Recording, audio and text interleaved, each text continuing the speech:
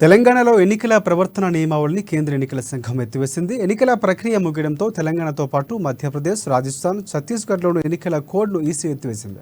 Telangana assembly ఎన్నికలకు October 9న schedule వెలువడిన సంగతి తెలిసిందే. నవంబర్ 3న ఎన్నికల ప్రకటన జారీ కాగా 10వ తేదీ వరకు నామపత్రాలు స్వీకరించారు. 13న నామపత్రాల పరిశీలన, 17న ఉపసంహరణ తర్వాత 30న పోలింగ్ జరిగింది. డిసెంబర్ 3న ఓట్ల లెక్కింపు నిర్వహించారు. ఫలితాలు వెలువడంతో ఎన్నికల ప్రవర్తన నియమావళిని ఎత్తివేస్తున్నట్లు ఈసీ ప్రకటించింది. ఎత్తివేత తక్షణమే అమల్లోకి వస్తుందని కేంద్ర ఎన్నికల సంఘం స్పష్టం చేసింది.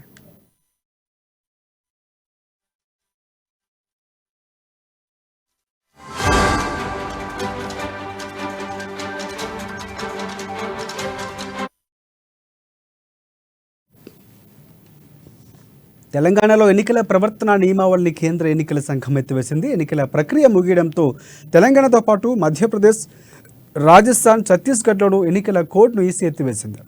తెలంగాణ అసెంబ్లీ ఎన్నికలకు అక్టోబర్ 9న షెడ్యూల్ వెలువడిన సంగతి తెలిసిందే.